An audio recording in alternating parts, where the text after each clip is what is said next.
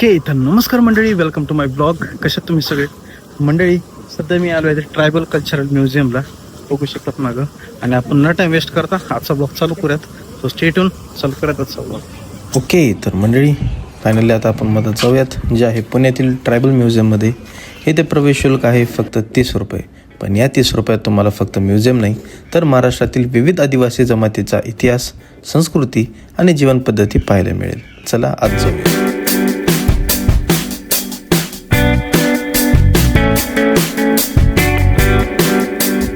Okay, तर मंडळी या विभागात हलबी, कावर, कोळी ढोर, मल्हार कोळी, कातकरी, धोडिया, वारली अशा अनेक जमातींची माहिती दिली आहे. सर्वप्रथम आपल्याला त्याचे फोटो दिसतात, त्यांची पारंपरिक पोशाखात. इथे एक गोष्ट स्पष्ट होते, प्रत्येक जमातीची स्वतःची ओळख आहे. उदाहरणार्थ वारली जमात त्यांच्या चित्रकलेसाठी ओळखली जाते. कातकरी जमात प्रामुख्याने जंगल आणि श्रमाधारित कामावर अवलंबून असते. मल्हार कोळी आणि कोळी ढोर यांच्या मासेमारीशी संबंध आहे. त्यांनी बनवलेल्या वस्तू, टोपल्या, लाकडी साधनं, घरगुती वस्तू सगळं हाताने तयार केलेलं आहे. मशीन नाही, कारखाना नाही, पण कौशल्य आहे, अनुभव आहे. त्यांच्या जीवनात समुदाय खूप महत्त्वाचा आहे. एकटं आयुष्य नाही, समूहात निर्णय, समूहात सण, समूहात काम. तर मंडळी आपण जाऊयात आता दुसऱ्या भागात, जे आहे आदिवासी जीवनातील व्यावहारिक बाजू, जे दिसते आपल्याला. सर्वप्रथम वाघे. नगारा मोठा जोरात वाजणारा, तो सणांशी घोषणा करतो. बासरी शांत मधुर, जी भावनांशी भाषा बोलते. घांगडी, झांजली सामूहिक नृत्यात वापरली जाणारी. संगीत येथे मनोरंजनापुरतं मर्यादित नाही आहे, ते समाजाला एकत्र आणतं. त्यानंतर भांडी, धान्य साठवण्यासाठी पद्धती.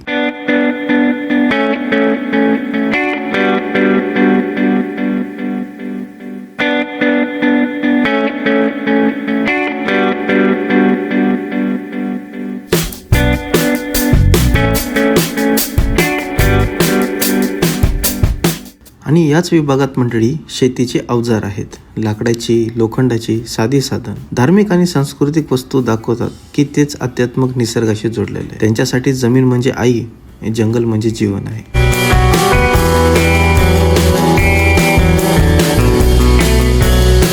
Glimpse of art and tribal culture. तर मंडळी आपण आता सध्या तिसऱ्या विभागात आलो आहे. आणि इथं बघू शकतात, इथं प्रथम मला दिसले वारली चित्रकला. साध्या रेषा, पांढरा रंग, मातीची पार्श्वभूमी, पण त्यातच जीवन आहे. शेती, लग्न, नृत्य, सण सगळं चित्रांमध्ये. ते लिखित इतिहास ठेवत नव्हते, त्यांना चित्रांमध्ये इतिहास जपला जात होता.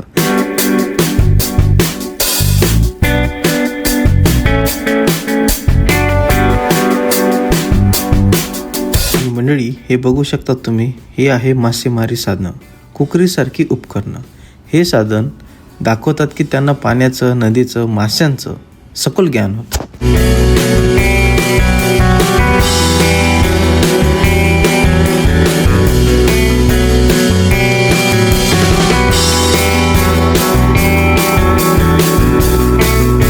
ओके, तर मंडळी मी आहे आता सध्या मास सेक्शन. इथं मुखवटे, चंद्रदेव, सरस्वती आणि इतर देवतांचे. हे फक्त सजावट नाही, हे विधींचा भाग आहेत. नृत्य करताना हे मुखवटे वापरले जातात. आज आपण स्टेजवर परफॉर्म करतो, ते जीवनाचा भाग म्हणून नृत्य करायचे.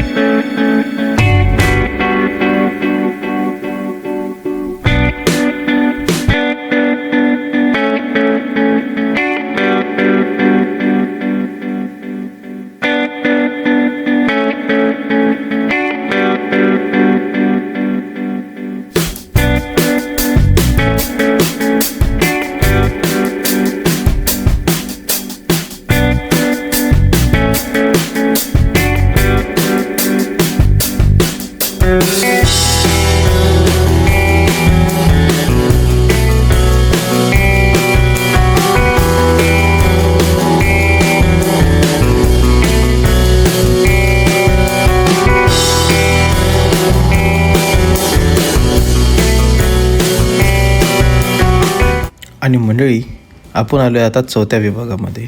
हा विभाग आहे महिलांचे दागिने.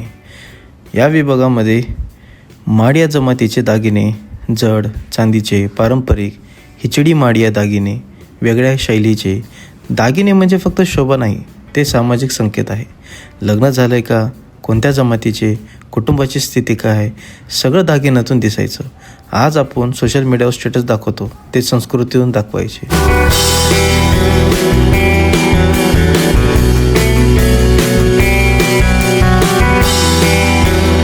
इथे आदिवासी देवता देखील दाखवले आहेत.